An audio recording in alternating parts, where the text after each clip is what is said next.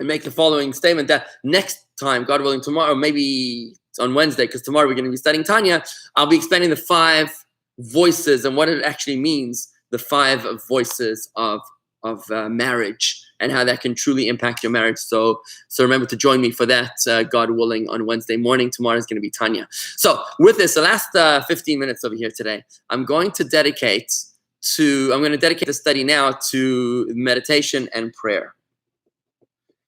We're on lesson 14 or 15. I'm not sure exactly which one it is, but we've learned, and again, if you want to see the previous classes on meditation and prayer, which you might have missed, you can find them on youtube.com/Jewish Gardens. Click on the top of the page where it says playlists, and you'll see meditation and prayer. You can see all the classes of meditation and prayer. The purpose of this class is to help you read Hebrew, understand Hebrew, and meditate Hebrew. Read, understand, and meditate all in one class. It's nice and easy. What we've done is we've covered the pre-blessings on food.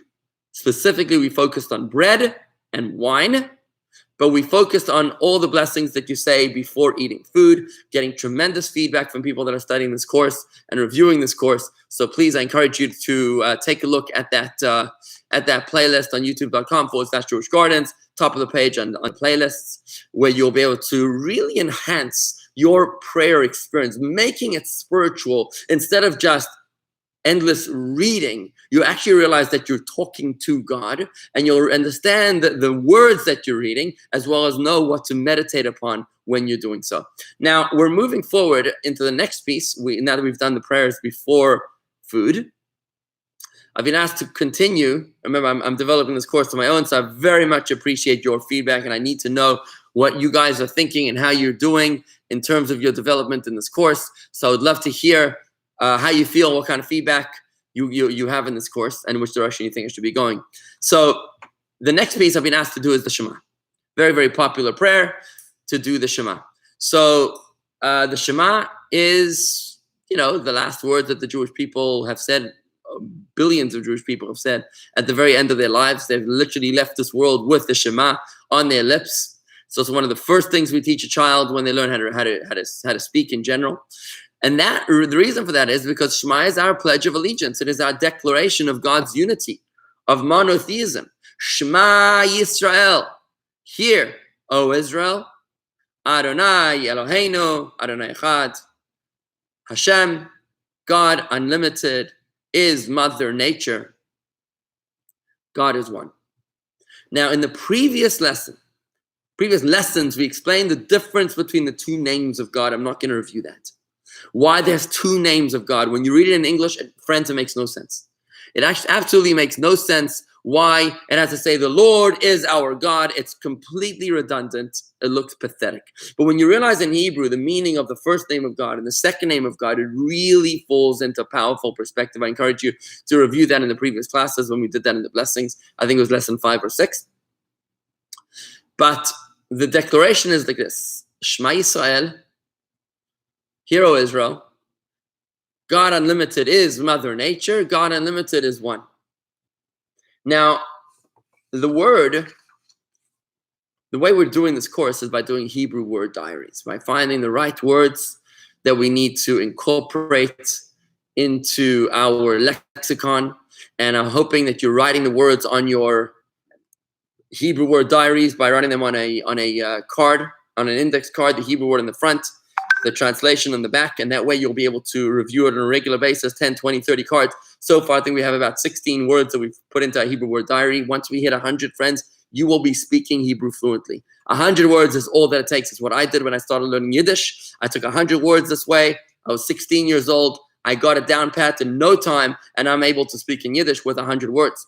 When you do the same thing with Hebrew, you'll notice that they're all related. All these words are related. So let's go straight into it. So the word Shema. Shema is a Hebrew word, very, very popular Hebrew word. By the way, the content of this class is something which we're going to be talking about tomorrow in our Tanya class, which is chapter 24 in Tanya. We're going to be talking about why Moses told us to the Jewish people, particularly Israel, the Lord is our God, the Lord is one. We'll be talking about that then. So stay tuned tomorrow. Anyway, so the word we're learning today, I'm just going to show you the root of the word. It has got 3 letters. The first one is a shin. Then the letter shin has 2 variations. If the dot is on the right, it's a shin. If the dot is on the left, it's a sin. Code to learn this is that she is always right. She is always right. Your wife is always right. When the dot is on the right, it's a shin. When the dot is on the left, it's a sin. If you don't listen to she, if it's on the left, it's a sin. Shin, right, left is a sin. So it's like an S sound if it's a dot on the left, and it's an SH sound if the dot is on the right. So that's the shin. Then you've got the mem. We've learned this letter in this course before. The mem is the letter that looks like a mountain. It's got a base. It's got a base on the top of the mountain. It's got a flag, right? It's got a bottom of the mountain. This letter mountain looks like a mountain and it has the same letter as the word mountain with an M. And the final letter here is the letter ayin, which looks like a silent pair of eyes. It's a silent letter.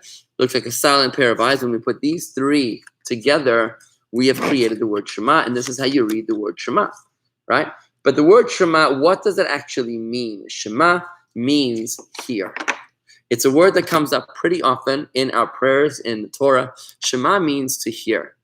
Lishmo'a. Lishmo'a means to listen. Another very, very popular time that you'll find this word is during the high holidays when we say Shema Koilenu Hashem Elokeinu. Hear our voice, or hearken to our voice, God, our God. Once again, you'll see that word Shema coming up over and over and over again. It's a very, very important word.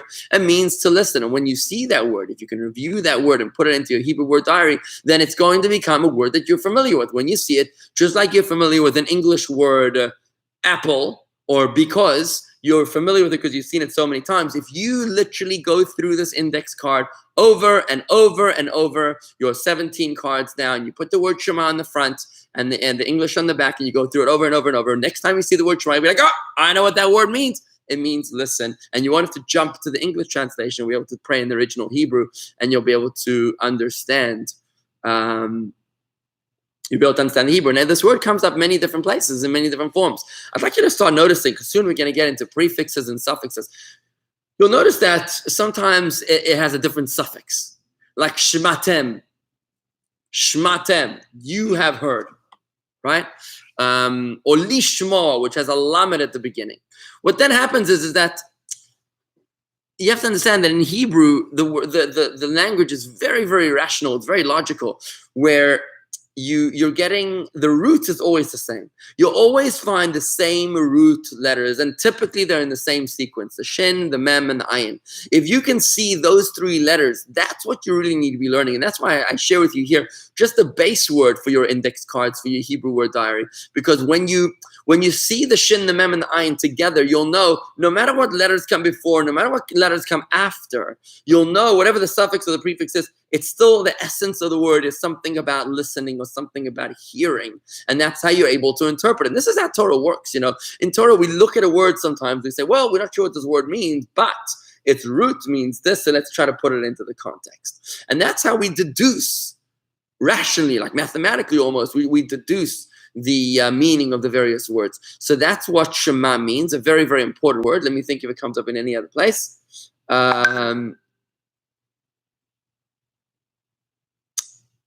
Not to be confused with the name Samuel, by the way.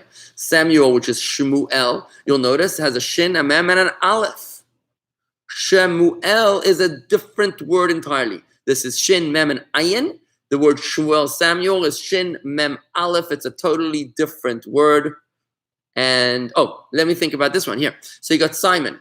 So when the 12 tribes of Israel were being born, they were being named by God, by their mothers, They were being named for various characters that at the time of their birth. So when Shimon was born, why was his name Shimon? Look at his name. Shimon is Shin, Mem, Ayin, Vav, Nun. Why did she call him Simon? And she says, because Shema Hashem et ani. Hashem heard my suffering, because Leah was the less beloved wife. Remember, Jacob had 4 wives. Rachel was the most beloved wife. Leah was the less beloved wife. And she now had given birth to a second child before any of the other wives had become pregnant. So she says, oh, God has been good to me. God has heard my pain, my suffering, and he has therefore given me a second child. So the word Shimon is the same root as Shema Yisrael. Hear, to hear, O Israel, to listen, O Israel, to hearken, to listen, to hear. It's all the same word. So the word Shimon, the name Shimon, Simon, and Shema Yisrael, and what we say on the high holidays, Shema Kolenu, it's all exactly the same word. Let me think if there's any others. Maybe our listeners, participants of the class, hi Rochelle, that are able to help me out of here. If you can think of any other words, we're building this class together. Remember, Shema. Let me think if there's anything else.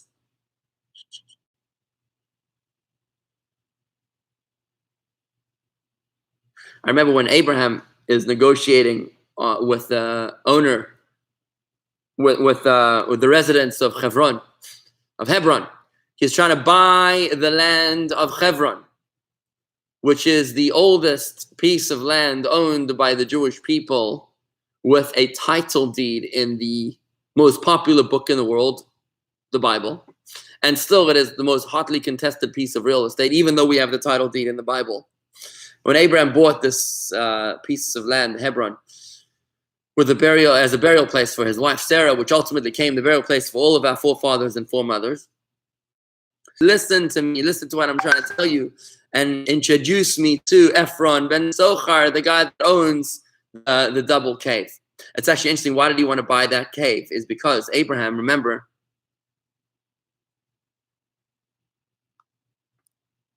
Abraham wanted to buy that piece of land. Why? Because Adam, who was the first person to exist, was originally in the Garden of Eden. And he was banished from the Garden of Eden. We all know that story. And later on in life, when he was walking around, he came upon a piece of land and he smelled the same smell of the Garden of Eden. You know, smells stay with us for a very, very long time. So when he smelled the smell coming out of the ground, he smelled the Garden of Eden. So he realized this must be the entrance to the Garden of Eden, whatever that means. So he made sure to bury Eve. Adam and Eve were both buried in that place. Now, somehow Abraham came to know this, and that's why he wanted to buy that piece of land. I think Abraham's tent was right there in that area. I believe it was right there. Abraham camped his tent where the Hebron, the tomb of the patriarchs and the matriarchs is till this day. That's right where he kept his tent, in his famous tent where he offered hospitality to all the travelers. And Abraham knew that this is the entrance to the Garden of Eden. So that's why he wanted that piece of land. So he says to the people, the residents of Hebron, he says, Shemauni, listen to me and bring me Ephron ben Sochar so I can negotiate the deal with him. And he paid him top dollar for the piece of land. Once again, it's that same word, Shema. Even though it's Shemauni, listen to me. It's a suffix which we'll have to learn later in the course. But that's the bottom line, is that the core root here is the letters Shin, Mem, and Ayin, which is the core root. You'll find this coming up in many, many, many other places, especially through the high holiday services, where we yearn to God to listen to our prayers. We'll say, Lishmoa el arina vela tefila, to listen to the song and to the prayer. You know, this word comes over and over and over and over in our prayers. If you can get familiar with the word Shema, not only as a Hebrew foreign language word, but as a word that is in your lexicon, it's going to help you come a very, very long way. Now, one thing I want to tell you about Yisrael. You know what? I'm going to have to end it over here. Let me just end it over here. We learned one word today, the word Shema. We're adding it to our Hebrew word diaries. Let's keep it that way. I'm going to thank you for joining me here today. And it's 10 o'clock. It's time to wrap up. So with that, I'm going to say goodbye. Thank you for joining me here this morning. Please send me your questions or comments to rabbi@jewishgardens.com. That's rabbi@jewishgardens.com. Please feel free to share this video to your Facebook page or to your YouTube page, or like it on Facebook. So that way we can